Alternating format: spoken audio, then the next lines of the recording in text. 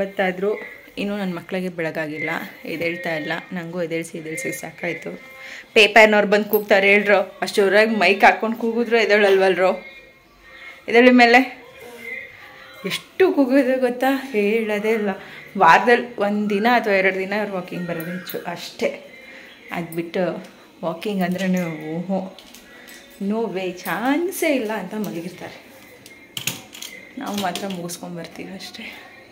ಇವಾಗ ನೆನ್ನೆ ಮಾಡಿದ್ದು ಬಾಳೆ ಹೂವಿಂದು ಸೊಪ್ಪಿಂದ ಅದೇ ಸಾಂಬಾರಿಗೆಲ್ಲ, ಅದಕ್ಕೆ ಚಪಾತಿ ಮಾಡಿಬಿಡೋಣ ಅಂತ ಇದ್ದೀನಿ.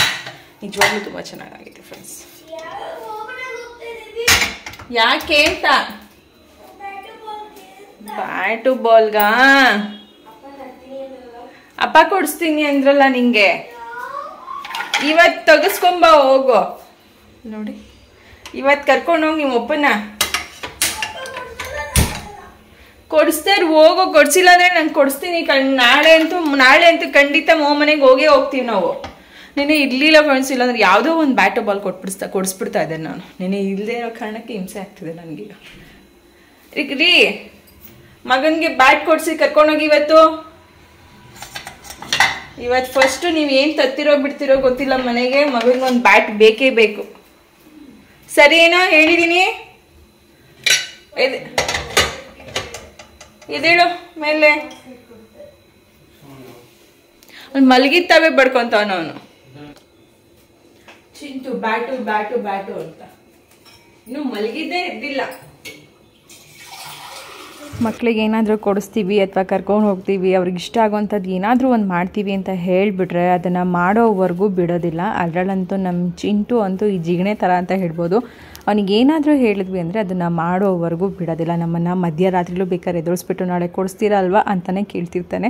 ಅಷ್ಟು ಹಠ ಮಾಡ್ತಾನೆ ಕೆಲವೊಂದು ಟೈಮಲ್ಲಿ. ಬಟ್ ಅವನಿಗೆ ನಾವು ಹೇಳಿದ್ವಿ ಅಲ್ವಾ, ಅದೇ ರೀತಿ ಅವ್ನು ನಡ್ಕೊಂಡಿರೋದ್ರಿಂದ ಕೊಡಿಸ್ಲೇಬೇಕಾಗಿತ್ತು. ಬಟ್ ನನಗೆ ನಿನ್ನೆ ಇದ್ದಿದ್ದೇ 2 ಡಿಮಾರ್ಟಲ್ಲಿ 2 ಬ್ಯಾಟ್ ಇತ್ತು. ನನಗೇನದಷ್ಟು ಚೆನ್ನಾಗಿರಲಿಲ್ಲ ಕೊಡಿಸೋದಕ್ಕೆ. ಹಾಗಾಗಿ ಇವತ್ತು ಕೊಡಿಸ್ತೀನಿ ಅಂತ ಹೇಳಿದ್ದೆ. ಇನ್ನೂ ಮಲಗಿರೋ ಕಡೆನೇ ಎದ್ದು ಯಾವಾಗ ಕೊಡಿಸ್ತೀರಾ ಅಂತ ಹೇಳೋಕ್ಕೆ ಶುರು ಮಾಡ್ದೆ. ಬಟ್ ನಮ್ಮ ಮನೆಯವ್ರು ಏನು ಹೇಳೋದು ಅಂದರೆ, ಮಕ್ಳಿಗೆ ಬ್ಯಾಟ್ ಕೊಡಿಸ್ಬೇಕಂದ್ರೆ ಭಾರ ಇರಬಾರ್ದು, ವೆಯ್ಟ್ಲೆಸ್ ಇರಬೇಕು, ಆ ಥರ ನೋಡಿ ತೊಗೋಬೇಕು. ಸುಮ್ಮನೆ ಯಾವುದೋ ಒಂದು ತಂದು ಕೊಡೋದಲ್ಲ, ಅವನಿಗೆ ಬ್ಯಾಟ್ ಬಾಲ್ ಆಡೋಕ್ಕೆ ಕಷ್ಟ ಆಗುತ್ತೆ ಹಾಗೆ ಹೀಗೆ ಅಂತ. ಇಲ್ಲಿ ಅಪ್ಪ ಮಗಂದು ಇಬ್ರದ್ದು ಒಂದು ಕಾನ್ವರ್ಸೇಷನ್ ನಡೆಯುತ್ತೆ. ಇವರಿಬ್ರಿಗೆ ನಾನು ಏನಾದರೂ ಹೇಳೋ ಅಂಥದ್ದು ಅಥವಾ ಅದನ್ನು ಇಬ್ಬರಿಗೂ ಕೂಡ ಒಪ್ಸೋ ಅಷ್ಟರಲ್ಲಿ ನನಗೆ ಸಾಕಾಗೋಗ್ಬಿಡುತ್ತೆ. ನನಗಂತೂ ಕೆಲವೊಂದು ಟೈಮಲ್ಲಿ ಇವರೇನು ಅಪ್ಪ ಮಗನೋ ಗಂಡ ಹೆಂಡ್ತಿನೋ ಒಂದೂ ಗೊತ್ತಾಗೋದಿಲ್ಲ. ಅಷ್ಟು ಅಪ್ಪ ಮಗಂದು ಮಾತುಕತೆ ನಡೀತಾ ಇರುತ್ತೆ. ನಾನು ಆಲ್ರೆಡಿ ಹೇಳಿದಾಗೆ ಇಲ್ಲಿ ನಾನು ನಮ್ಮ ಮನೆಯವ್ರ ಜೊತೆ ಏನಾದರೂ ಕೇಳೋದಾಗಲಿ ನನಗೆ ಬೇಕು ಅನ್ನೋದಾಗಲಿ ಅಪರೂಪ. ಬಟ್ ಅಪ್ಪ ಮಗಂದು ಏನಾದರೂ ಒಂದು ವಿಚಾರ ತೊಗೊಬಿಟ್ರೆ ಅದು ಎಷ್ಟು ಮಾತಾಡ್ತಾರೋ ಅದು ದೇವ್ರಿಗೆ ಗೊತ್ತು. ಹೆಂಗೋ ಆತ ಇವತ್ತು ಕೊಡಿಸಿದ್ರೆ ಸಾಕು ಅಂತ ಅಂದ್ಕೊಂಡಿದ್ದೀನಿ. ಈಗ ತೊಳೆದ್ಬಿಡು ಎಲ್ಲಾನು ಹಿಟ್ಟನ್ನ ಸಮೇತ. ದೇವ್ರೇ ನೀರಾಗಿ ತೊಳಿತಾವಳ ಮಗ ಚಪಾತಿ ಹಿಟ್ಟನ್ನ. ಈ ತರ ಚಪಾತಿ ಹಿಟ್ಟ ಕಲಸಿ ಕೊಟ್ಬಿಟ್ರೆ ನಾವು ತಿಂದ್ಬಿಟ್ರೆ ಭಾಳ ಭಾಳ ಭಾಳ ಚೆನ್ನಾಗಿರ್ತೀವಿ. ಚಪಾತಿ ಹಿಟ್ಟನ್ನ ಮಿಕ್ಸ್ ಮಾಡ್ತೀನಿ ಅಮ್ಮ ನಾನೇ ಎಂದು. ಓಕೆ ಮಿಕ್ಸ್ ಮಾಡಮ್ಮ ಅಂತ ಅಂದಿದ್ದೀನಿ. ಇನ್ನೇನು ಅವ್ರ ಕೈಲಿ ಅಷ್ಟೊಂದು ನೀರು ಹಾಕದ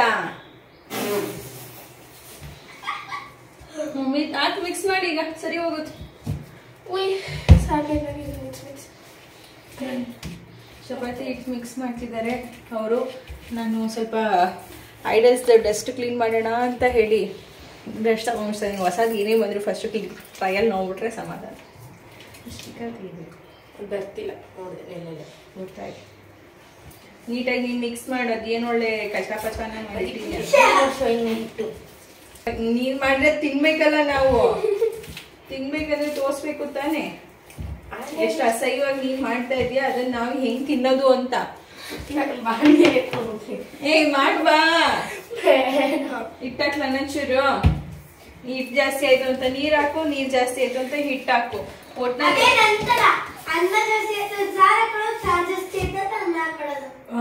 ಹಂಗೆ ಹಾಕ್ಬಿಟ್ಟು ಒಂದು ಬೆಳ್ಳ ಹಿಟ್ಟು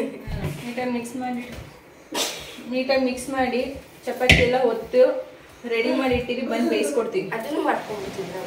ಆಯ್ತು ಮಾಡುವ. ನೀನು ಮಾಡ್ತೀನಿ ಅಂದರೆ ನಾನು ಬೇಡ ಅನ್ನೋದಿಲ್ಲ, ಎನ್ಕರೇಜ್ ಮಾಡ್ತೀನಿ. ಹೆಣ್ಮಕ್ಳು ಮಾಡಬೇಕು. ಅದೇ ಫಸ್ಟ್ ನೀಟಾಗಿ ಮಿಕ್ಸ್ ಮಾಡಿ ಒಂದು ಸ್ವಲ್ಪ ತಂದು ನೆನೆಯೋದಕ್ಕೆ ಬಿಟ್ಬಿಟ್ಟು ಈ ಲೆವೆಲ್ಲಿಗೆ ಹಿಟ್ಟನ್ನು ಮಿಕ್ಸ್ ಮಾಡ್ತಿದ್ದಾರೆ. ಗೊತ್ತಾಗಬೇಕು ಅಮ್ಮ ಎಷ್ಟು ಕಷ್ಟಪಡ್ತಾರೆ ಹಿಟ್ಟು ಮಿಕ್ಸ್ ಮಾಡೋಕ್ಕೆ. ನಾವು ನಿಮ್ಮಂಗೆ ಕಲ್ತು ಅಭ್ಯಾಸ ಆಗಿರೋದು ಮಾಡಿ. ನಮ್ಮದು ಕೆಲಸ ಐಡಲ್ ಕ್ಲೀನಿಂಗ್ ಕೆಲಸ. ಎತ್ತಿಡೋ ಮಗ. ಆಟಾಡಲ್ಲ ಹೇಳ್ಬೇಕಂದ್ರೆ ಇದು ನಿಜವಾಗ್ಲೂ ಚೆನ್ನಾಗಿ ವರ್ಕ್ ಆಗ್ತಾಯಿತ್ತು. ಬ್ರಷ್ ಇದು ಐಡಲ್ ಕ್ಲೀನಿಂಗಿಗೆ ಚೆನ್ನಾಗಿ ವರ್ಕ್ ಆಗ್ತಾಯಿತ್ತು ಫ್ರೆಂಡ್ಸ್. ತುಂಬ ಡೀಟೇಲಾಗಿ ಅಂದರೆ ಸಾಫ್ಟಾಗಿರೋದ್ರಿಂದ ಬ್ರಷ್ಷು ನಮಗೇನದು ಐಡಲ್ಸ್ ಎಲ್ಲ ಹಾಳಾಗುತ್ತೆ ಅನ್ನಂಗಿಲ್ಲ. ಬಟ್ಟೆಲ್ಲಿ ಒರೆಸಿದ್ರೆ ಎಷ್ಟು ನೀಟಾಗಿ ಕ್ಲೀನ್ ಆಗ್ತಿರ್ಲಿಲ್ಲ. ಆ್ಯಕ್ಚುಲಿ ಹೇಳಬೇಕಂದ್ರೆ ತುಂಬ ಚೆನ್ನಾಗಿ ಕ್ಲೀನ್ ಆಗ್ತಾಯಿದೆ.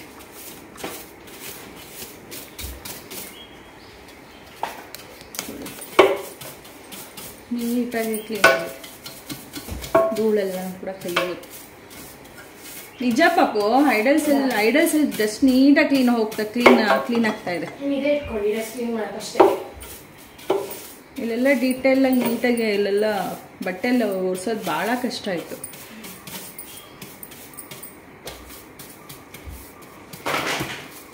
ನನ್ನ ಮಗ ಒಟ್ಟಿನಲ್ಲಿ ಇವಾಗ ಅದನ್ನು ಹಾಳು ಮಾಡಬೇಕು.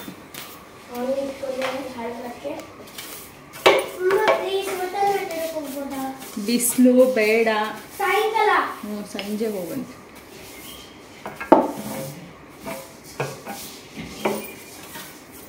ಚೆನ್ನಾಗಿ ವರ್ಕ್ ಆಗ್ತೈತಿ. ಏನಿಲ್ಲ ಎಲ್ಲ ಹಿಂಗೆ ಥರ ಕ್ಲೀನ್ ಮಾಡ್ಕೋಬೋದು. ಐಡಲ್ ಕ್ಲೀನ್ ಮಾಡೋಕ್ಕೆ ಈ ಥರ ಸಾಫ್ಟ್ ಬ್ರಷ್ಗಳು ತಂದರೆ ಡಸ್ಟ್ ಎಲ್ಲ ನೀಟಾಗಿ ಹೋಗುತ್ತೆ ಮಾತ್ರ. ಜೊತೆಗೆ ಈ ಥರದ ಎಡ್ಜಸ್ ಎಲ್ಲ ಕ್ಲೀನ್ ಮಾಡ್ಕೊಳ್ಳೋಕ್ಕೂ ಕೂಡ ಈ ಥರದ ಬ್ರಷ್ ತುಂಬ ಚೆನ್ನಾಗಿ ವರ್ಕ್ ಆಗ್ತಾಯಿದೆ.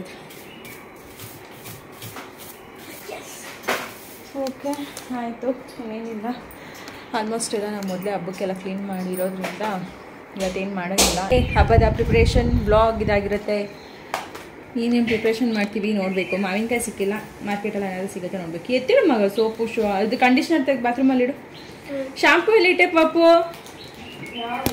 ಫೈನಲಿ ಚೈತು ಹಿಟ್ಟನ್ನ ಮಿಕ್ಸ್ ಮಾಡಿ ಇಟ್ಟಿದ್ದಾಯಿತು. ಕೆಲವೊಂದು ಟೈಮಲ್ಲಿ ಮಾಡ್ತೀನಿ ಅಮ್ಮ ನಾನೇ ಮಿಕ್ಸ್ ಮಾಡಲಾ ಅಥವಾ ನಾನೇ ಏನಾದರೂ ಅಡುಗೆ ಮಾಡಲಾ ಅಂತ ಕೇಳ್ತಾ ಇರ್ತಾಳೆ. ನಾವು ಆ ಟೈಮಲ್ಲಿ ಓಕೆ ಮಾಡಂತೆ ಹೇಳ್ತಾ ಇರ್ತೀನಿ. ಅಷ್ಟಾಗಿ ಇನ್ನೂ ಬರೋದಿಲ್ಲ, ಈಗ ಕಲಿತಾ ಇರೋದ್ರಿಂದ ಸ್ವಲ್ಪ ಎಡವಟ್ಟು ಮಾಡೋದು ಜಾಸ್ತಿ ಇರುತ್ತೆ. ಬಟ್ ಕಲ್ತ್ಕೊಳ್ಳಿ, ಅವ್ರಿಗೂ ಕೂಡ ಗೊತ್ತಾಗಬೇಕು. ನಾವು ಏನೇ ಒಂದು ಮಾಡಬೇಕಾದ್ರೆ ಅದಕ್ಕೆ ಎಷ್ಟು ಕಷ್ಟಪಟ್ಟಿರ್ತೀವಿ ಅಥವಾ ಅದನ್ನು ಮಾಡಬೇಕು ಅಂದರೆ ಹೇಗಿರುತ್ತೆ. ಕೆಲವೊಂದು ಟೈಮಲ್ಲಿ ನಮಗೆ ಬೇಡ ಅಂತ ಹೇಳಿ ಅವರು ಊಟನೆಲ್ಲ ಬಿಟ್ಬಿಡ್ತಾರೆ. ಆವಾಗ ಎಷ್ಟು ನಾವು ಕಷ್ಟಪಟ್ಟು ಮಾಡಿರೋದನ್ನು ಎಷ್ಟು ಸುಲಭವಾಗಿ ಬೇಡ ಅಂತ ಬಿಟ್ಬಿಡ್ತಾರೆ. ಅದಕ್ಕೆ ವ್ಯಾಲ್ಯೂ ಹೇಗೆ ಏನು ಎಲ್ಲ ತಿಳ್ಕೋಬೇಕು ಮಕ್ಕಳು. ಹಂಗಾಗಿ ನನಗೆ ಏನಾದರೂ ಮಕ್ಕಳು ಮಾಡ್ತೀನಿ ಅಂದರೆ ನಾನು ಆರಾಮ್ಸಾಗಿ ಮಾಡಕ್ಕೆ ಬಿಡ್ತೀನಿ. ಮಾಡಿ ನೀವು ವೇಸ್ಟ್ ಆದರೂ ಪರವಾಗಿಲ್ಲ ಮಾಡಿ ಅಂತ.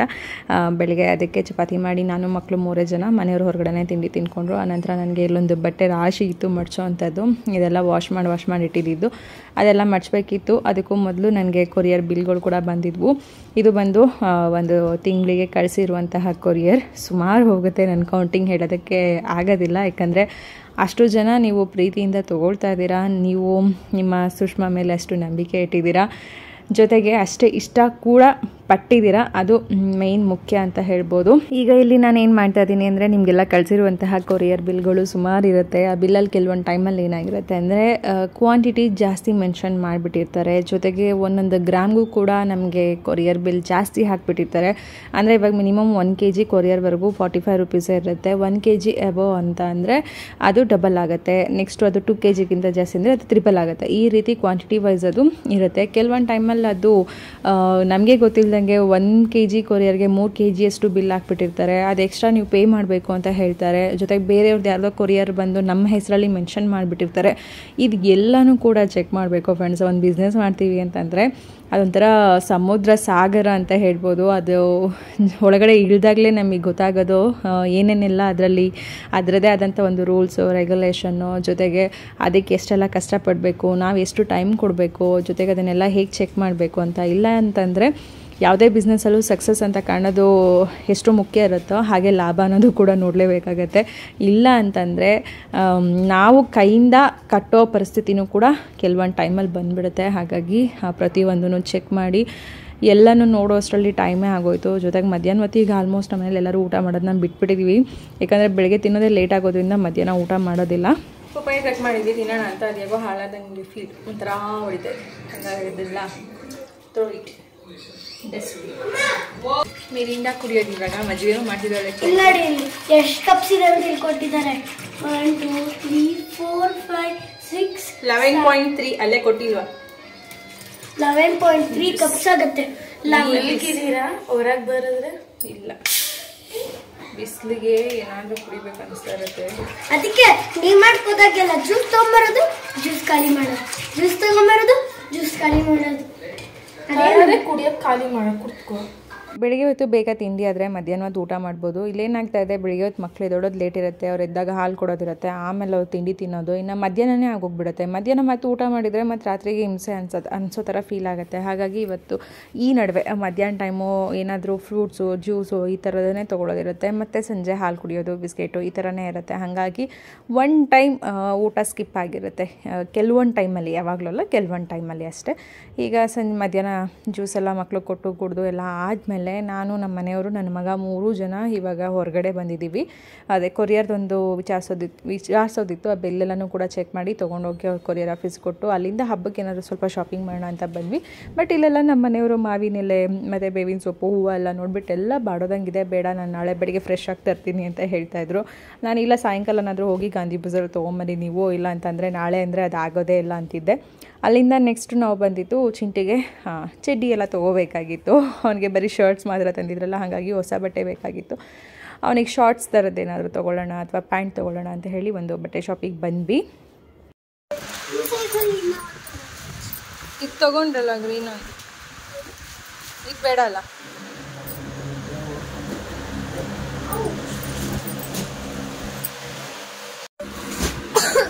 ದಾರ ಒಳಗಡೆ ಪಟಾಪಟಿ ಚಡ್ಡಿ ಇದ್ದಂಗೆ ಐತಿ.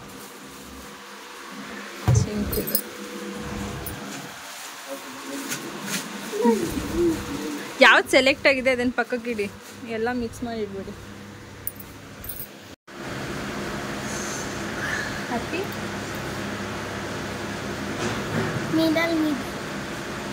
ನಮ್ಮ ಬ್ಯಾಟ್ ಸಿಕ್ಕಿಲ್ಲ. ಬ್ಯಾಟ್ ಭಾರ ಆಗುತ್ತಾನೆ, ಅದಕ್ಕೆ ಕರೀತಾ ಹೊಡಿಯೋಕ್ಕಾಗುತ್ತೆ. ಅಭ್ಯಾಸ ಆಗ್ತೈತಿ, ವೆಯ್ಟ್ನೆಸ್ ತೊಗೋಬೇಕು. ಅಲ್ಲಿವರೆಗೂ ಹೊಡಿಯೋಕ್ಕಾಗಲ್ಲ, ಅಭ್ಯಾಸ ಆಗೋವರೆಗೂ ಹೊಡಿಬೋದು. ಅಭ್ಯಾಸ ಆಗೋವರೆಗೂ ಹೊಡಿಯೋಕ್ಕಾಗಲ್ಲ, ಅಭ್ಯಾಸ ಆದ್ಮೇಲೆ ಹೊಡಿಯೋದು. ನೋಡೋಣ, ನಿಮ್ಮ ಮನೆ ಹತ್ರ ಇದೆಯಲ್ಲ, ಇವಾಗ ಅಮ್ಮಂಗೆ ಫೋನೇ ಮಾಡಿಲ್ಲ, ಮಾಡೋಣ ಫಸ್ಟ್. ನೀನು ಹಾಕಿಕೊಳ್ಳೋ ಸುಸ್ತಾಗ. ಓಕೆ, ನಾ 3 ಸೇರಿ ಆಲ್ಮೋಸ್ಟ್ ಇದು ನಿನಗೆ ಶರ್ಟಿಗೆ ಮ್ಯಾಚ್ ಆಗುತ್ತೆ ಅಲ್ಲ. ಇದು ವೈಟ್ ಆ್ಯಂಡ್ ಗ್ರೀನ್ ಟೈಪಲ್ಲಿ ಶರ್ಟ್ ಇತ್ತಲ್ಲ. ಗ್ರೀನ್ ಇಲ್ಲ, ರೆಡ್ ಇದೆ. ಅಪ್ಪ ತಂದಿಲ್ಲ ಶರ್ಟು.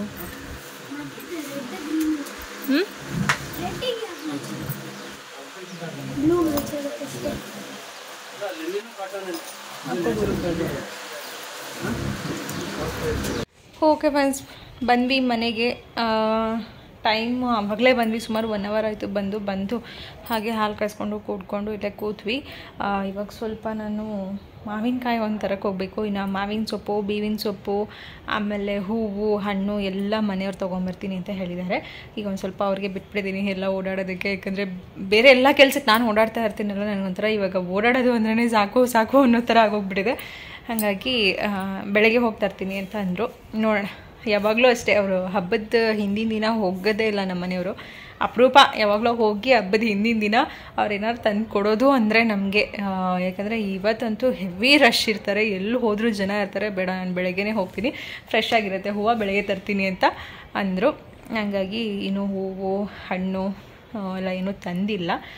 ಇವಾಗ ನಮ್ಮ ಕೆಲಸ ಅಡುಗೆದೊಂದು ಪ್ರಿಪೇರ್ ಮಾಡ್ಕೋಬೇಕು. ಒಬ್ಬಟ್ಟೆಲ್ಲ ಬೆಳಗ್ಗೆ ಮಾಡೋಣ ಅಂತ ಅಂದ್ಕೊಂಡಿದ್ದೀನಿ. ಜಾಸ್ತಿ ಕ್ವಾಂಟಿಟಿಯಲ್ಲಿ ಏನು ಮಾಡ್ತಾ ಇಲ್ಲ, ಸ್ವಲ್ಪನೇ ಮಾಡ್ತಾ ಇರೋದು. ಯಾಕಂದರೆ ನೆಕ್ಸ್ಟ್ ಡೇಗೆ ಅಮ್ಮ ಮನೆಗೆ ಹೋಗ್ತೀವಿ ನಾನ್ ವೆಜ್ಜಿಗೆ. ಇನ್ನು ಅಮ್ಮನೂ ಅಲ್ಲೂ ಒಬ್ಬಟ್ಟು ಮಾಡಬಹುದೇನೋ ಅಂತ ಅಂದ್ಕೊಂಡಿದ್ದೀನಿ. ಯಾಕಂದರೆ ಅಮ್ಮನೂ ದೇವರಿಗೆ ಪೂಜೆಗೆಲ್ಲ ಇರ್ತಾರಲ್ಲ, ಹಾಗಾಗಿ ಯಾವಾಗಲೂ ಹಿಂದಿನ ದಿನವೇ ಒಬ್ಬಟ್ಟೆಲ್ಲ ಮಾಡ್ಕೊಂಬಿಡ್ತಾಯಿದ್ದೆ. ಈ ಸರಿ ಸ್ವಲ್ಪ ನಿಧಾನವಾಗಿ ಮಾಡೋಣ ಅಂತ. ಯಾಕಂದರೆ ಬೇರೆ ಕೆಲಸಗಳಲ್ಲೆಲ್ಲ ಸ್ವಲ್ಪ ಬ್ಯುಸಿ ಇದ್ದಲ್ವ, ಆ ಕೆಲಸಗಳೆಲ್ಲ ಮುಗಿಸಿ ನಂಗೆ ಇವಾಗ ಫ್ರೀ ಆಗಿರೋದು. ಬೆಳಗ್ಗೆಯಿಂದ ಸುಮಾರು ಕೆಲಸ ಇತ್ತು ನನಗೆ, ಆ ಕೆಲಸ ಎಲ್ಲ ಮಾಡೋದು. ಇನ್ನೊಂದೇನೆಂದರೆ ಅಂದರೆ ಬಿಸ್ನೆಸ್ ಮಾಡೋರಿಗೆ ಹೇಳ್ತೀನಿ, ಯಾವುದನ್ನೇ ಆದರೂ ಅಷ್ಟೇ ಮಾಡ್ತಾಯಿದ್ದೀವಿ ಅಂದರೆ ಅದ್ರ ಜವಾಬ್ದಾರಿ ತುಂಬಾ ಇರುತ್ತೆ. ಜೊತೆಗೆ ಹಾಗೆ ಅಮೌಂಟ್ ಏನಿರುತ್ತೆ, ಅದು ದುಡ್ಡು ಅನ್ನೋದನ್ನು ನೀಟಾಗಿ ಮೇಂಟೈನ್ ಮಾಡಿಲ್ಲ ಅಂದರೆ ನಮಗೆ ಗೊತ್ತಿಲ್ಲದಂಗೆ ಎಲ್ಲೆಲ್ಲ ಹೋಗ್ತಾ ಇರುತ್ತೆ. ಅಂತಹ 20 ಗ್ರಾಮ್ ಜಾಸ್ತಿ ಇರೋಂಗಿಲ್ಲ, ಅದಕ್ಕೂ ಎಕ್ಸ್ಟ್ರಾ ಅಮೌಂಟು ಹಾಕಿಬಿಟ್ಟಿದ್ರು. ಹಾಗಾಗಿ ಅದನ್ನೆಲ್ಲ ಚೆಕ್ ಮಾಡಿ ಎಲ್ಲ ಅಂಡರ್ಲೈನ್ ಮಾಡಿ ಅದನ್ನೆಲ್ಲ ತೊಗೊಂಡು ಹೋಗಿ ಕೊರಿಯರ್ ಆಫೀಸಿಗೆ ಕೊಟ್ಟು ಅಲ್ಲಿಂದ ನನ್ನ ಮಗನ ಬ್ಯಾಟ್ ಓಡಿಯೋ ಬ್ಯಾಟ್ಗೆ ಹುಡುಕಿ ಹುಡುಕಿ ಹುಡುಕಿ ಸಾಕಾಯಿತು. ಸುಮಾರು ಕಡೆ ಬ್ಯಾಟ್ ಇದ್ವು ಫ್ರೆಂಡ್ಸ್. ಏನಂದ್ರೆ ಇಲ್ಲಿ ಅಪ್ಪ ಮಗಂದು, ಮಗನಿಗೆ ಯಾವ ಬ್ಯಾಟ್ ಆದರೂ ಓಕೆ, ಬಟ್ ಅವ್ರ ಅಪ್ಪನಿಗೆ ಇಷ್ಟು ಭಾರ ಇದೆ, ನನ್ನ ಮಗನಿಗೆ ಎತ್ತಕ್ಕಾಗತ್ತಾ, ಕೈ ಉಳ್ಕುತ್ತೆ, ಕೈ ನೋವಾಗತ್ತೆ ಅಲ್ಲ ಮಗನೇ. ಎಷ್ಟು ಅಂಗಡಿ ಸುತ್ತಿದ್ರು ಅಂತೀರ ನನಗೆ ನನ್ನ ಮಗನ ಬ್ಯಾಟ್ಗೋಸ್ಕರ. ಯಪ್ಪ ಬ್ಯಾಟ್ ಅಂದ್ಕೊಂಡು ಒಂದಷ್ಟು ಅಂಗಡಿ ಹುಡುಕಿದ್ವಿ, ಎಲ್ಲೋದ್ರೂ ಬರೀ ಭಾರದ್ದೇ ಬ್ಯಾಟ್ ಇದ್ದಾವೆ. ಅವ್ರ ಅಪ್ಪನಿಗೆ ಲೈಟ್ ವೆಯ್ಟ್ ಬ್ಯಾಟ್ ಬೇಕಂತೆ, ಅದಕ್ಕೆ ಪ್ಲಾಸ್ಟಿಕ್ ಬ್ಯಾಟ್ ಕೊಡಿಸಿ ಅಂತ ಅಂದಿದ್ದೀನಿ. ಪ್ಲಾಸ್ಟಿಕ್ ಬೇಡ, ಅವನಿಗೆ ಉಡ್ಡದೇ ಬೇಕಂತೆ. ಅವ್ರಿಗೆ ಅವ್ನ ಕೈ ಮುಂದೆ ಆಮೇಲೆ ಜಾಯಿಂಟ್ ಪೇನ್ ಶುರು ಆಗುತ್ತೆ. ಈಗಲೇ ಅಷ್ಟು ಭಾರದ್ದೆಲ್ಲ ಎತ್ತಿದ್ರೆ ಲೈಟ್ ವೆಯ್ಟು ನೋಡ್ತೀನಿ, ಎಲ್ಲಾದರೂ ಹುಡುಕಿ ತೊಗೊಂಬರ್ತೀನಿ ಅಂತ ಹೇಳಿದ್ರು. ಅಲ್ಲಿಂದ ನೆಕ್ಸ್ಟು ನೀವೇ ನೋಡಿದ್ರಿ ಬಟ್ಟೆ ಶಾಪ್ಗೆ ಹೋಗಿದ್ದು. ಅಪ್ಪ ಎಲ್ಲ ಕಡೆ ಓಡಾಡಿಕೊಂಡು ಅಪ್ಪ ಮಗನ ಜೊತೆ 2 hours ಸುಮ್ಮನೆ ಸುತ್ತಿದ್ದೀವಿ ಫ್ರೆಂಡ್ಸ್. 2 hours ಸುತ್ತು ಮಾಡ್ಕೊಂಬಂದೆ. ಇವಾಗ ಮೇನ್ ಈರುಳ್ಳಿ ತಂದಿಲ್ಲ, ಮಾವಿನಕಾಯಿ ತಂದಿಲ್ಲ, ಇವೆರಡು ಹೋಗಿ ತೊಗೊಂಬರೋಣ ಅಂತ. ಮಾವಿನಕಾಯಿ ಸಿಕ್ಕಿದ್ರೆ ಮಾವಿನಕಾಯಿ ಚಿತ್ರಾನ್ನ, ಸಿಕ್ಕಿಲ್ಲ ಅಂದರೆ ಏನೂ ಮಾಡೋಕ್ಕಾಗಲ್ಲ, ನಾರ್ಮಲ್ ಚಿತ್ರಾನ್ನ ಮಾಡೋದು ಅಷ್ಟೇ. ಇವಾಗ ಅದಕ್ಕೆ ಹೊರಡಬೇಕು. ಆಮೇಲೆ ಬಂದು ಕಾಯಿ ತುರಿಬೇಕು. ಒಬ್ಬಟ್ಟಿಗೆ ಹೂರ್ಣ ಮಾಡಿಟ್ಬಿಡ್ಲಾ ಬೇಡವಾ, ಏನು ಮಾಡಲಿ, ಸುಟ್ಟಿಟ್ಬಿಡ್ಲಾ ಅಂತ ಆ ಥರನೇ ಯೋಚನೆ ಮಾಡ್ತಾಯಿದ್ದೀನಿ. ಇನ್ನು ಬೆಳಿಗ್ಗೆ ಇವ್ರಿಗೆಲ್ಲ ಮೈಗೆಲ್ಲ ಎಣ್ಣೆ ಹಚ್ಚೋದು ಮಾಡೋದು ಇದೇ ಆಗುತ್ತಲ್ಲ, ಆ ಒಂದು ಥಿಂಕಿಂಗಲ್ಲಿದ್ದೀನಿ. ನೋಡೋಣ, ಫಸ್ಟ್ ಇದೆಲ್ಲ ಸ್ವಲ್ಪ ಮುಗಿಸ್ಕೊಂಬರೋಣ. ಅಂದರೆ ಹೋದ ವರ್ಷ ಇರೋದಕ್ಕೂ ಈ ವರ್ಷದಕ್ಕೂ ಭಾಳ ವ್ಯತ್ಯಾಸ ಇದೆ ನನಗೆ. ಹೋದ ವರ್ಷ ಫುಲ್ ಫ್ರೀ ಆಗಿದ್ದೆ, ಈ ವರ್ಷ ಸ್ವಲ್ಪ ಬೇರೆ ಕೆಲಸಗಳೆಲ್ಲ ನನ್ನ ಜವಾಬ್ದಾರಿ ಇರೋದ್ರಿಂದ ಅದನ್ನೆಲ್ಲ ಮುಗಿಸಿ ಈಗ ಫ್ರೀ ಆಗಿರೋದ್ರಿಂದ ಈಗ ನೆಕ್ಸ್ಟ್ ಏನು ಎತ್ತ ಕೆಲಸಗಳನ್ನ ನೋಡುವಂಥದ್ದು. ಈಗ ನಾವು ಹೋಗೋಣ, ಹೋಗಿ ಹೊರಗಡೆ ಏನು ತರ್ತೀನಿ ಎಲ್ಲ ನೋಡಿಕೊಂಡು ತೊಗೊಂಡು ಬಂದು ಆಮೇಲೆ ಕೆಲಸ ಮಾಡೋದು. ಈ ವರ್ಷ ಅಂತೂ ಹಬ್ಬದ ಸಂಭ್ರಮ ಅನ್ನೋದೇನು ಅಷ್ಟು ಇರಲಿಲ್ಲ ನನಗೆ, ಯಾಕೋ ಗೊತ್ತಿಲ್ಲ. ಯುಗಾದಿ ಹಬ್ಬದ ಒಂದು ಹೊಸ ವರ್ಷ ಅಂತ ಹೇಳಿ ಪ್ರತಿ ವರ್ಷ ನಾನು ಹೇಗೆಲ್ಲ ಹಬ್ಬದ ಒಂದು ತಯಾರಿ ಆಗ್ತಾಯಿತ್ತು ಅಥವಾ ಏನಾದರೂ ಒಂದು ರೆಡಿ ಮಾಡೋ ಅಂಥದ್ದು ಇತ್ತು, ಅದು ಏನೂ ಕೂಡ ಇರಲಿಲ್ಲ. ಕೆಲವೊಂದು ಯಾಕೋ ಈ ಸರಿ ಒಂದು ಸ್ವಲ್ಪ ಹಬ್ಬ ಅಷ್ಟು ನಾನು ಅಂದ್ಕೊಂಡಷ್ಟು ಚೆನ್ನಾಗಿ ಮಾಡಲಿಲ್ಲ. ಅದು ಯಾಕೆ ಏನು ಅಂತ ಹೇಳಿ ನೆಕ್ಸ್ಟ್ ಬ್ಲಾಗಲ್ಲಿ ಗೊತ್ತಾಗುತ್ತೆ. ಈಗ ಇದು ಬಂದು ಚೈತುಗೆ ಮೆಹಂದಿ ಹಾಕ್ಸ್ತಾ ಇರೋವಂಥದ್ದು. ನಾವು ಬಂದಿದ್ದು ಚಿಂಟುಗೆ ಬ್ಯಾಟ್ ನೋಡೋಣ ಅಂತ, ಯಾಕಂದರೆ ಸುಮಾರು ಹಿಂಸೆ ಮಾಡ್ತಾಯಿದ್ದ, ಹಾಗಾಗಿ ಬಂದ್ವಿ. ಬಟ್ ಇಲ್ಲಿ ಮೆಹಂದಿನೂ ಕೂಡ ಹಾಕ್ತಾಯಿದ್ರು. ಅದನ್ನು ನೋಡ್ಬಿಟ್ಟು ಚೈತು ಇಷ್ಟಪಟ್ಲು. ಅಮ್ಮ ನಮಗೆ ಹಬ್ಬಕ್ಕೆ ಮೆಹಂದಿ ಹಾಕ್ಸಿ ಅಮ್ಮ ಅಂತ ಹೇಳಿದ್ಲು. ಇನ್ನೊಂದೇನೆಂದರೆ ನಾನೇ ಹಾಕೋಣ ಅಂತಲೇ ಅಂದ್ಕೊಂಡಿದ್ದೆ, ಆದರೆ ನನಗೆ ಯಾಕೋ ಕೂತ್ಕೊಂಡು ಅಷ್ಟು ನಿಧಾನವಾಗಿ ತಾಳ್ಮೆಯಿಂದ ಹಾಕೋಷ್ಟು ಆ ಒಂದು ಏನಂತ ಹೇಳ್ತಾರೆ ಶಕ್ತಿ ಇರಲಿಲ್ಲ. ಯಾಕಂದರೆ ಒಂದು ಸ್ವಲ್ಪ ಟಯರ್ಡ್ ಫೀಲ್ ಆಗ್ತಾಯಿತ್ತು ನನಗೆ. ಜೊತೆಗೆ ಸಾಯಂಕಾಲ ಒಂದು 2 hours ಅಪ್ಪ ಮಕ್ಕಳ ಜೊತೆ, ಅಪ್ಪ ಮಗನ ಜೊತೆ ಸುತ್ತಿ ಸಾಕಾಗಿತ್ತು. ಅವರಿಬ್ರದ್ದು ಓಡಾಟದಲ್ಲಿ ನನಗೆ ಅರ್ಧ ತಲೆನೋವು ಬಂದಂಗೆ ಆಗಿಬಿಟ್ಟಿತ್ತು. ಹಾಗಾಗಿ ಪರವಾಗಿಲ್ಲ ಅಂತ ಹೇಳಿ ಹಾಕ್ಸೋರ ಹತ್ರನೇ ಇದಕ್ಕೆ 300 rupees ಅವರು ಚಾರ್ಜ್ ಮಾಡಿದಂಥದ್ದು. ಬಟ್ ನಾನು 200 rupees ಅಷ್ಟೇ ಕೊಡೋದು, ಯಾಕಂದರೆ ಚಿಕ್ಕ ಹುಡುಗಿ ಕೈ ಅಲ್ವಾ, ದೊಡ್ಡವ್ರ ಕೈ ಅಲ್ಲ ಅಂತ ಹೇಳಿ 200 rupees ಕೊಟ್ಟೆ. ಚೆನ್ನಾಗಿ ಹಾಕಿದ್ರು. ಒಟ್ನಲ್ಲಿ ನಮ್ಮ ಚೈತಿಗೆ ಈ ಥರ ಮೆಹಂದಿ ಎಲ್ಲ ತುಂಬ ಇಷ್ಟಪಡ್ತಾಳೆ. ಯಾವಾಗಲೂ ಹೊರಗೆ ಬಂದಾಗೆಲ್ಲ ಈ ಥರ ಮೆಹಂದಿ ನೋಡಿದಾಗ ಅಮ್ಮ ಪ್ಲೀಸ್ ಮೆಹಂದಿ ಹಾಕ್ಸ್ತೀರಾ ಅಂತ ಹೇಳಿ ಕೇಳ್ತಾಯಿದ್ಲು. ಓಕೆ ಅಂತ ಹೇಳಿ ಅವಳಿಗೆ ಹಾಕ್ಸಿದಂಥದ್ದು.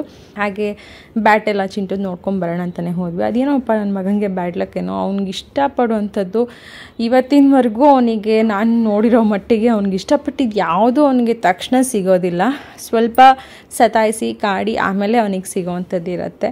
ಹಾಗಾಗಿ ಅವನಿಗೆ ಸಿಕ್ಕಿಲ್ಲ. ಅದ್ರ ಬದಲು ಚೈತುಗೆ ಮೆಹಂದಿ ಹಾಕ್ಸಿದಂಥದ್ದಾಯಿತು. ಆಮೇಲೆ ಚಿಂಟುಗೂ ಕೂಡ ಊಟಕ್ಕೆ ಹಾಕ್ಕೊಟ್ಬಿಟ್ಟು, ಇನ್ನು ಚೈತು 2 ಕೈ ಮೆಹಂದಿ ಹಾಕ್ಕೊಂಡಿದ್ರಿಂದ ನಾನೇ ಊಟ ಮಾಡಿಸ್ಬೇಕಾಗ ಆಯಿತು.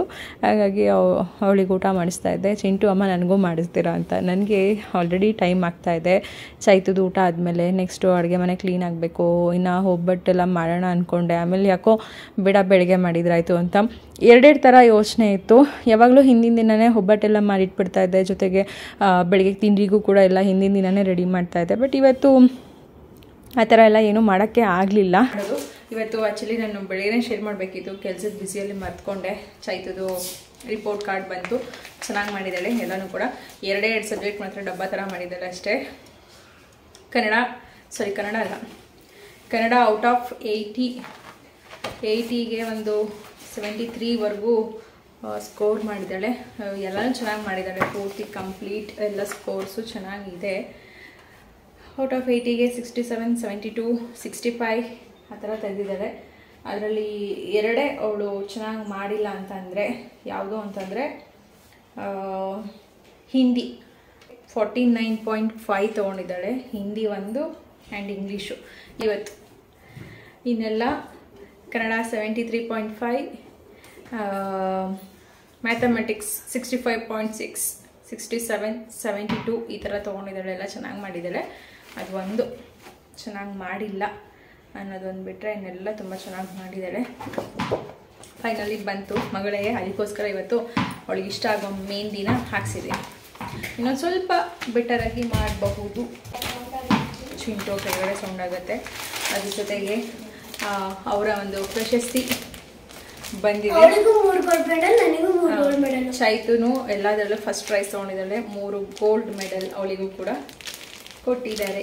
ಚೈತು ಕೊಟ್ಟಿರೋದಿದು ಯಾವ್ದ್ಯಾವುದಕ್ಕೆ ಅಂದರೆ ಸೇಮ್ ಚಿಂಟು ಥರದ್ದೇ.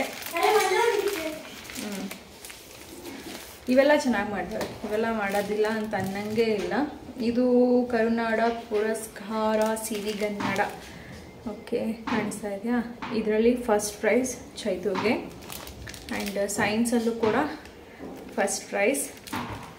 ಆಮೇಲೆ ಸೋಷಿಯಲ್ ಟ್ಯಾಲೆಂಟ್ ಅವಾರ್ಡ್. ಸೈನ್ಸ್ ಅಲ್ವಾ ಇದು? ಸೋಷಿಯಲ್ ಅಂತ ಸಾರಿ, ಸೈನ್ಸು ಟ್ಯಾಲೆಂಟ್ ಅವಾರ್ಡ್ ಇದರಲ್ಲೂ ಕೂಡ ಫಸ್ಟ್ ಪ್ರೈಸ್ ತೊಗೊಂಡಿದ್ದಾಳೆ. ಯಾವುದರಲ್ಲಿ ವೀಕ್ ಇದ್ದೀರಾ ಅವೆರಡೂ ಸ್ವಲ್ಪ ಚೆನ್ನಾಗಿ ಓದಿ ಆ ಸಬ್ಜೆಕ್ಟ್ ಕಡೆ ಗಮನ ಕೊಡಿ. ಅರ್ಥ ಆಯ್ತಾ ಚೈತು? ಇಷ್ಟು ಕಡಿಮೆ ಬರಬಾರ್ದು. ಓಕೆ, ಇನ್ನೇನು ಮಾಡೋದು? ಇದೀರಿ ಬಾ ಚಿಂಟು ಅಲ್ಲಿ. ನಮ್ಮ ಚಿಂಟು ಅಂತೂ ಫುಲ್ ತಲೆ ನಿಲ್ತಾ ಇಲ್ಲ. ಅಲ್ಲೋದ್ರಲ್ಲೂ ಗ್ರೇಡ್ ತೆಗೆದ್ಬಿಟ್ಟಿದ್ದೀನಿ. ಅಕ್ಕನಿಗಿಂತ ಸ್ವಲ್ಪ ಜಾಸ್ತಿ ನಾನು ಅಂತ. ಹೋಗಿ ಬಂದು ಇಲ್ಲಿ ತೋಳ ಇದನ್ನು ತೋಳ. ಹೋಗಿ ಬಂದು ಅವಳಿಗೆ ಹೇಳಿ ನಿನಗಿಂತ ನಾನೇ ಜಾಸ್ತಿ ಅಂತ ಹೇಳಿ ಅವಳಿಗೆ ಕೋಪ ಬರ್ಸಿ ಉರಿಸ್ಬಿಟ್ಟಿದ್ದಾನೆ ಹಾಗೆ. ಆಯಿತು, ಈಗ ಊಟ ಎಲ್ಲ ಆಯಿತು. ಇಲ್ಲಿ ಕಿಚನ್ ಕ್ಲೀನ್ ಮಾಡಿಕೊಂಡು ಆಮೇಲೆ ತಂದಿರೋದೆಲ್ಲ ಎತ್ತಿಟ್ಟು ಸ್ವಲ್ಪ ಕೆಲಸ ಮಾಡ್ಕೊಂಡ್ಬಿಡ್ತೀನಿ. ಮುಗಿಯುತ್ತೆ ಅಷ್ಟೇ.